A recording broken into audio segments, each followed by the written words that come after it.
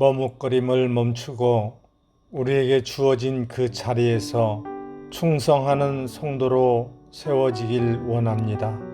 오늘도 성령으로 주시는 마음을 따르기를 원합니다. 다 함께 사도신경으로 우리의 신앙을 고백하겠습니다.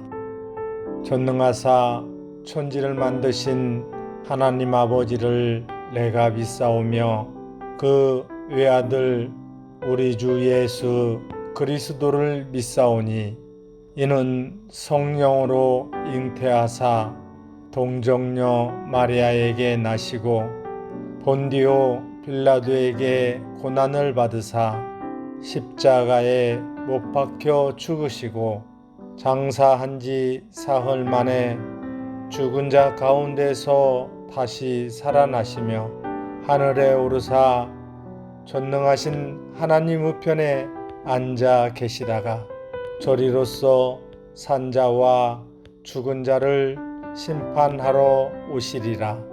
성령을 믿사오며 거룩한 공회와 성도가 서로 교통하는 것과 죄를 사하여 주시는 것과 몸이 다시 사는 것과 영원히 사는 것을 믿사옵나이다.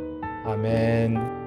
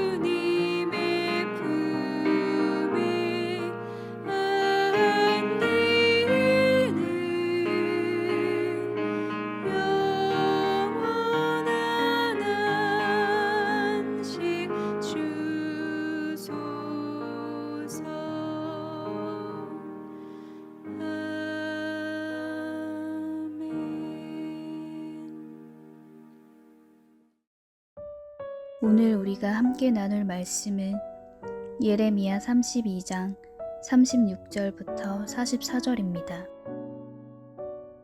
그러나 이스라엘의 하나님 여호와께서 너희가 말하는 바 칼과 기근과 전염병으로 말미암아 바벨론 왕의 손에 넘긴 바 되었다 하는 이 성에 대하여 이와 같이 말씀하시니라. 보라, 내가 노여움과 분함과 큰 분노로 그들을 쫓아보내었던 모든 지방에서 그들을 모아들여 이곳으로 돌아오게 하여 안전히 살게 할 것이라.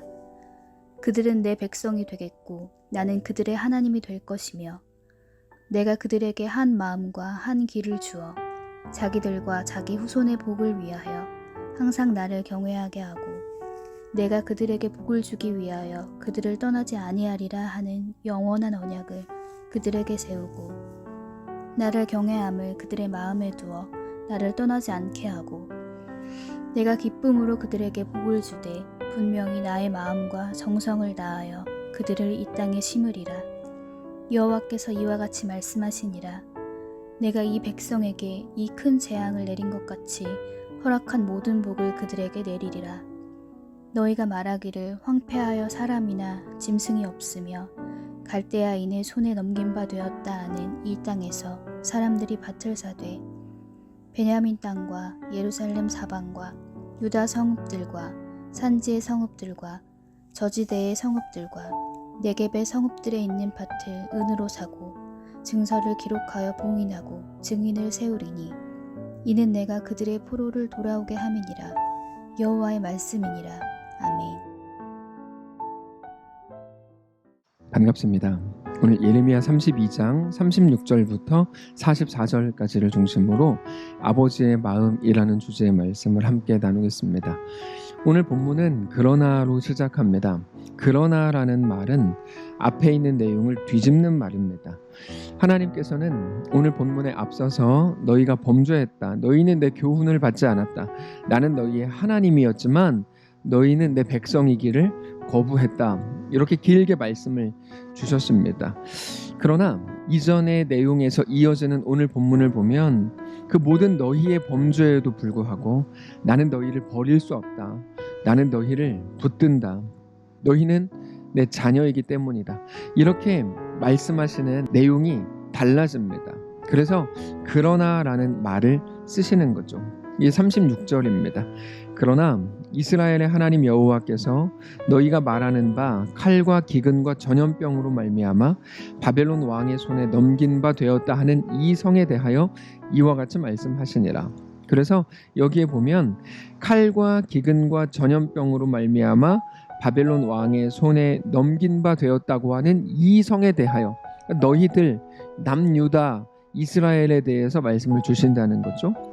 범죄한 이스라엘에 대한 말씀을 그러나로 시작해서 주신다는 겁니다. 37절을 보시면 보라 내가 노여움과 분함과 큰 분노로 그들을 쫓아내었던 모든 지방에서 그들을 모아들여 이곳으로 돌아오게 하여 안전히 살게 할 것이라.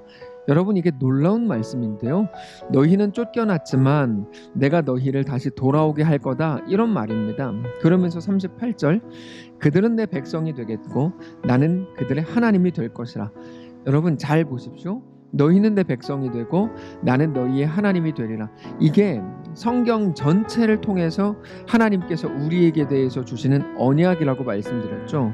언약은 나는 너희의 하나님이 되고 너희는 내 백성이 되리라. 이게 언약입니다. 하나님께서 일방적으로 언약을 깨뜨려버린 그들과 다시 언약을 맺으시겠다는 거죠. 그게 38절이었어요. 그리고 이어서 39절을 보시면 내가 그들에게 한 마음과 한 길을 주어 자기들과 자기 후손의 복을 위하여 항상 나를 경외하게 하고, 그러니까 이제 한 곳을 바라보는 게 믿음이다 라고 말씀을 드렸죠. 자기 지혜로 최선을 다해서 최선의 결과물을 만들어내는 게 신앙이 아니고 모두가 한 곳을 바라보는 겁니다. 한 마음을 품는다고 할 때가 정확히 그 한 곳 한 마음입니다. 하나님이 주시는 마음이고 하나님 나라 예수 그리스도를 바라보는 거죠. 그러면서 40절 내가 그들에게 복을 주기 위해 그들을 떠나지 아니하리라 하는 영원한 언약을 그들에게 세우고, 그러니까 또다시 나는 너희의 하나님이 되고가 나오는 거죠. 나를 경외함으로 그들의 마음에 두어 나를 떠나지 않게 하리라 말씀을 주시는데요. 나는 너희의 하나님이 되고 너희는 내 백성이 되리라 이런 말입니다. 하나님께서 그들을 먼저 다가가 붙드시겠다는 거예요. 내가 너희와 다시 언약을 세우겠다. 그건 영원한 언약이 될 거다. 이런 말입니다. 언약이 뭡니까?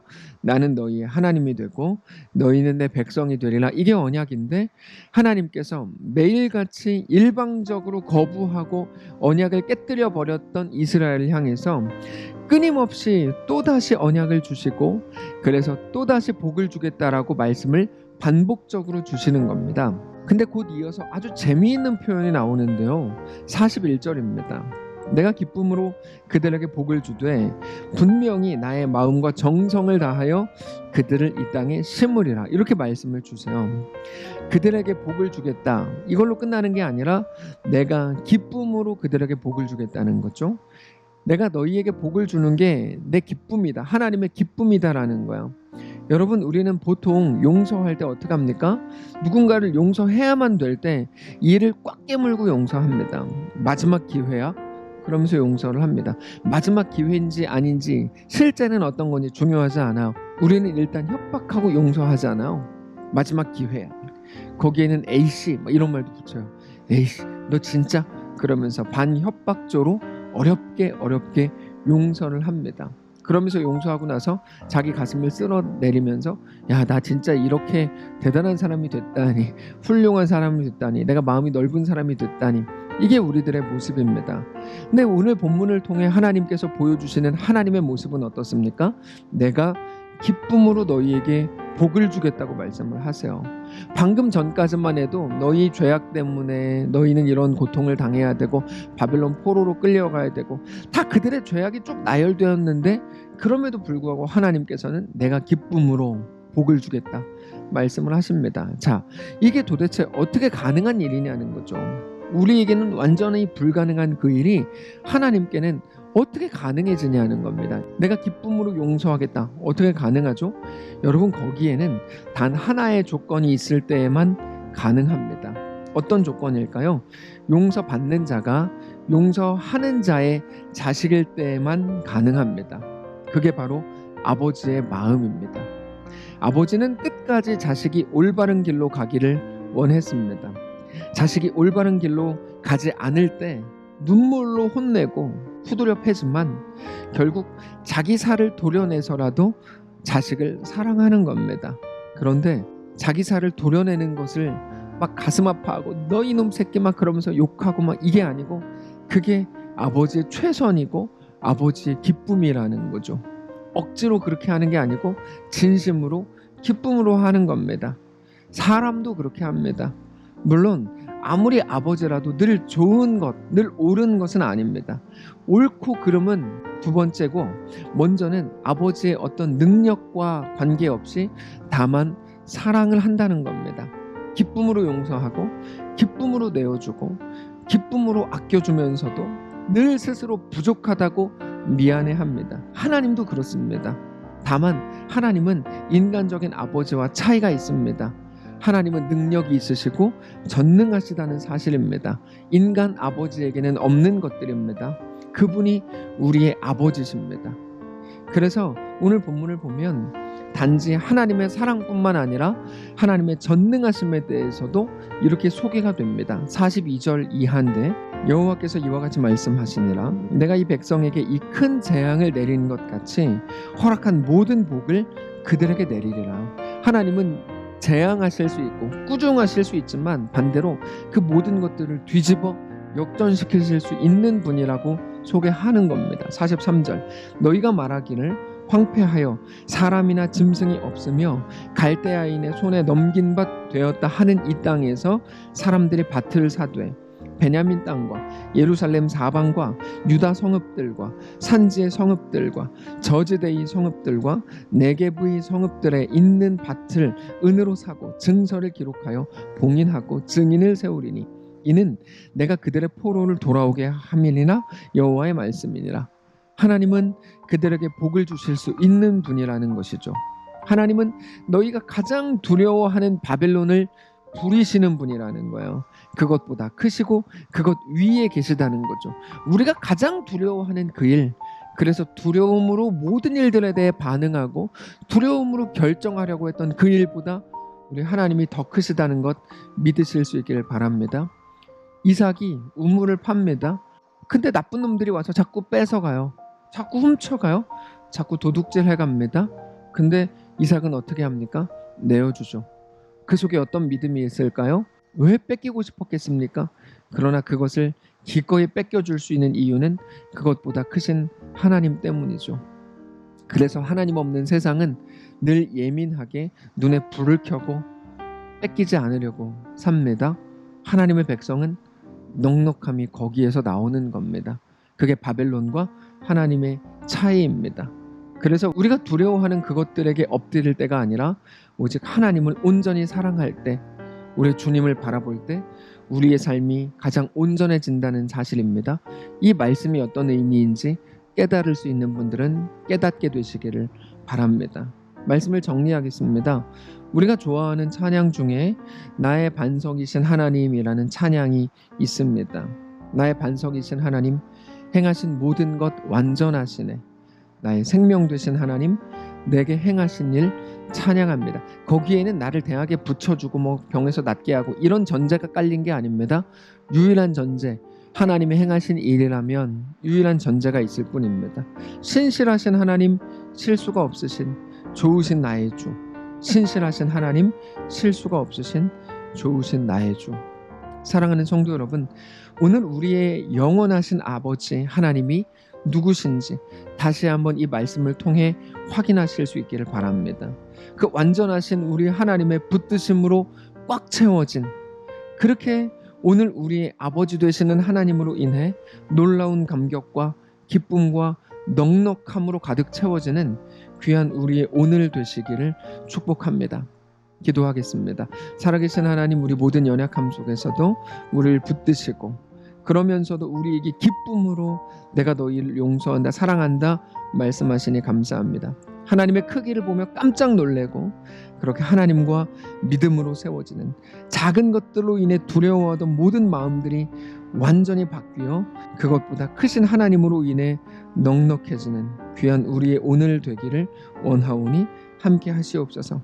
우리 주인 되신 살아계신 예수님의 이름으로 기도합니다. 아멘.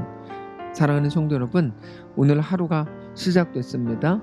하나님께 우리의 삶을 온전히 내어드리시고 내가 두려워하던 그 어떤 것보다 더 크신 하나님으로 인해 감격하고 넉넉해지는 귀한 우리의 오늘 되시기를 바랍니다.